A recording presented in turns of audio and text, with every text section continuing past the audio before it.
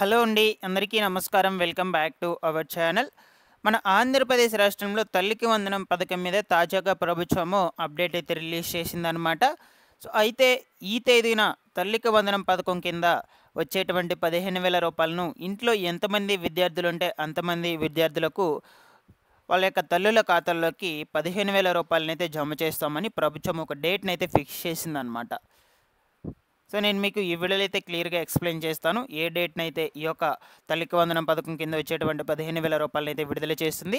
అలాగే దీనికి సంబంధించిన కొత్త అర్హతలు అనేటువంటివేమిటి? ఎవరెవరికి మాత్రమే వర్తిస్తుంది? ఏమేమి డాక్యుమెంట్స్ అనేటువంటివి అవసరమవుతాయి? ఈ వివరాల గురించి కంప్లీట్‌గా మీకు ఎక్స్‌ప్లెయిన్ చేస్తాను. మీరందరూ కూడా ముఖ్యంగా వీడియోని ఎండ్ వరకు చూసి ఈ వీడియోకి ఒక చిన్న లైక్ చేయడం అయితే మర్చిపోవద్దు. అలాగే ఫస్ట్ టైం ఎవరైతే ఛానల్ని విజిట్ చేయడానికి వచ్చారో ప్రతి ఒక్కరు కూడా ఛానల్ని సబ్స్క్రైబ్ చేసుకునేసి పక్కనే ఉన్నటువంటి బెల్ ఐకాన్ని క్లిక్ చేసి ఆన్లో అయితే పెట్టుకునేసండి. టెలిగ్రామ్ గ్రూప్లో కూడా జాయిన్ అవ్వండి. ఒకసారి వెళ్ళి విజిట్ చేయండి. మీకు యూజ్ అయ్యే కంటెంట్ అప్డేట్ అయితే చేస్తూ ఉంటాను.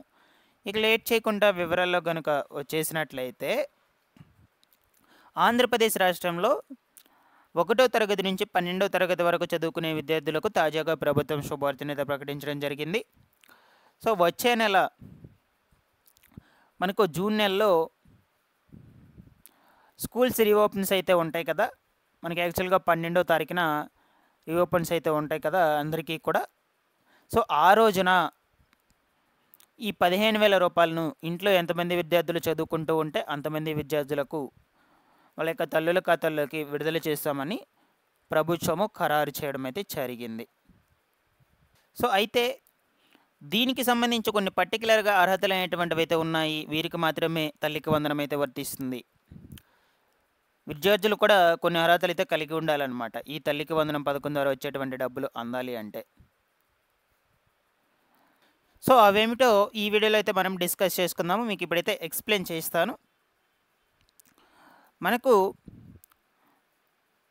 ఈ యొక్క 2025, 2026 విద్యా సంవత్సరం గాను తల్లికి వందనం పథకం కోసం ప్రభుత్వము 9,000 కోట్ల రూపాయలనైతే బడ్జెట్ ఏర్పాటు చేసిందనమాట. రాష్ట్రంలో దాదాపుగా 81 లక్షల మంది విద్యార్థులు అయితే చదువుకుంటున్నారని, వారిలో 69.16 లక్షల మందికి ఈ పథకానికి అర్హులని విద్యాశాఖ అంచనా వేయడం అయితే జరిగింది. అయితే ఈ పథకం పొందడానికి విద్యార్థులు ఖచ్చితంగా కూడా 75% హాజరైతే కలిగి ఉండాలి. బాగా గుర్తుపెట్టుకోండి. 75% అయితే హాజరైతే ఉండాలన్నమాట. ప్రభుత్వము ప్రస్తుతం ఈ పథకం అమలుకు సంబంధించిన మార్గదర్శకాలను అయితే రూపొందిస్తుంది. ఆర్థిక సహాయంగా ఒకేసారి 15,000 రూపాయలు చెల్లించాలా లేదా 2 విడతలుగా 7,500 చొప్పున చెల్లించాలా అనే అంశం మీద అధికారులు అయితే చర్చిస్తూ ఉన్నారనమాట. అంటే ఒకేసారి 15,000 రూపాయలు చెల్లించాలా లేదంటే 2 విడతలుగా సంవత్సరానికి 6 నెలలకు ఒకసారి 6 నెలలకు ఒకసారి ఆ విధంగా చెల్లించాలని అయితే చూస్తూ ఉన్నారు. బట్ ఏదైనా ముందు రోజుల్లో మనకు మార్గదర్శకాలు అయితే విడుదల చేస్తారనమాట ఈ పథకానికి సంబంధించి ప్రత్యేకించి.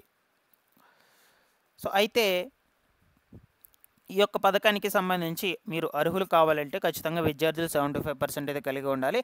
అదేవిధంగా విద్యార్థుల తల్లిదండ్రులు ఎవరు కూడా గవర్నమెంట్ ఎంప్లాయీ అయితే అయ్యుండకూడదు. ట్యాక్స్ పేయర్స్ కూడా ఎవరు అయ్యుండకూడదు అనమాట. 4 చక్రాల వాహనం కూడా వాళ్ళకి ఎవరికి కూడా ఉండకూడదు. నెక్స్ట్ అదేవిధంగా ఆంధ్రప్రదేశ్ రాష్ట్రంలో నివాసితులై ఉండాలన్నమాట. ఆంధ్రప్రదేశ్ రాష్ట్రంలో ఉన్నటువంటి స్కూల్స్లో చదువుకుంటూ ఉండాలి. కేవలం వాళ్ళకి మాత్రమే వర్తిస్తుంది. ఏపీలో ఆధార్ కార్డు అయితే ఉండాలన్నమాట ఆంధ్రప్రదేశ్ రాష్ట్రంలో. అదేవిధంగా రేషన్ కార్డు కూడా ఖచ్చితంగా అయితే ఉండాలి. నెక్స్ట్ వచ్చేసి వీళ్ళ యొక్క ఫ్యామిలీలో ఈ యొక్క ప్రభుత్వ పెన్షన్స్ కూడా తీసుకుంటూ అయితే ఉండకూడదు అనమాట. ఒకవేళ ప్రభుత్వ పెన్షన్స్ తీసుకుంటూ ఉన్నట్లయితే వాళ్ళకైతే తల్లికి వందనం పథకం కింద వచ్చేటువంటి నిధులైతే వర్తించవు. ఈ విధంగా కొన్ని ముఖ్యమైన మార్గదర్శకాలను కూడా ప్రభుత్వం అయితే తీసుకువస్తుంది. వీళ్ళకి మాత్రమే ఈ పథకం ద్వారా 15,000 రూపాయలు అయితే అందజేస్తామని కొన్ని మార్గదర్శకాలను కూడా రూపొందిస్తుంది. నేనైతే అప్డేట్ చేస్తాను ఎప్పటికప్పుడు. ఇప్పుడు కొత్తగా స్కూల్స్లో 1వ తరగతి అయితే జాయిన్ అయి ఉంటారు కదా.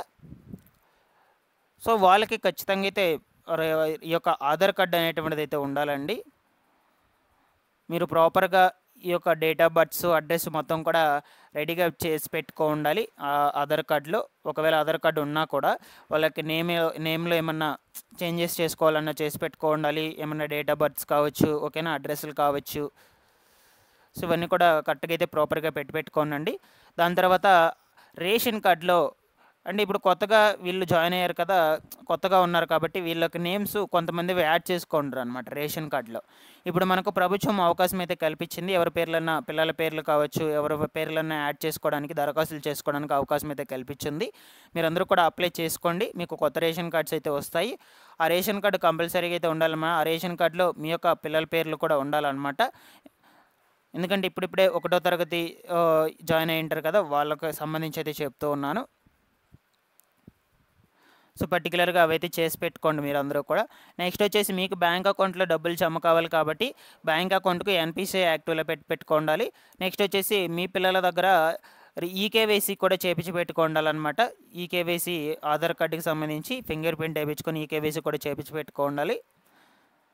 నెక్స్ట్ బ్యాంక్ అకౌంట్‌కి ఈకేవైసీ కూడా అప్డేట్ చేసుకోండాలనమాట. మీరు మీ యొక్క మదర్ అకౌంట్ బ్యాంక్ అకౌంట్ ఇస్తారు కాబట్టి వాళ్ళ బ్యాంక్ అకౌంట్ పనిచేస్తూ ఉన్నటువంటి బ్యాంక్ అకౌంట్ ఈకేవైసీ అప్డేట్ చేసుకున్నటువంటిది ఎన్‌పిసిఐ లింక్ కూడా ఉండాలి ఆ బ్యాంక్ అకౌంట్‌కి.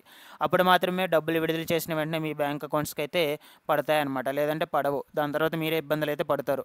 అందుకొరకు అయితే చెప్తున్నాను. ఇవన్నీ కూడా ప్రాపర్‌గా సెట్ చేసి పెట్టుకోనండి. సో, మీ దగ్గర అన్ని డీటెయిల్స్ కూడా తీసుకుంటారు వాళ్ళు. బ్యాంక్ డీటెయిల్స్ మొత్తం కూడా. దాన్ని బట్టి అయితే మీ యొక్క బ్యాంక్ అకౌంట్స్‌కి అయితే జమ చేయడం అయితే జరుగుతుంది. లేదు అనుకుంటే ప్రీవియస్‌గా ఉన్నటువంటి డేటా ప్రకారం అయితే విడుదల చేసే ఛాన్సెస్ కూడా ఉండొచ్చండి. ఇప్పుడు కొత్తగా అప్లై చేసుకునేటువంటి వాళ్ళకి కూడా దరఖాస్తులు అయితే కనిపిస్తారు. అప్లై చేసుకోవడానికి కావచ్చు, ఓకేనా? మీ యొక్క బ్యాంక్ అకౌంట్ డీటెయిల్స్ ఇవ్వడానికి కావచ్చు, వీళ్ళైతే వెసులుబాటు కల్పిస్తారు. ఏదేమైనా నేను ఎప్పటికప్పుడు అప్డేట్స్ అయితే ఇస్తూ ఉంటాను. తల్లికి వందనం పథకానికి సంబంధించి ప్రతి ఒక్కరు కూడా ఛానల్‌ని సబ్స్క్రైబ్ చేసుకునేసి బెల్ ఐకాన్ అయితే ఆన్‌లో పెట్టుకునేసేయండి.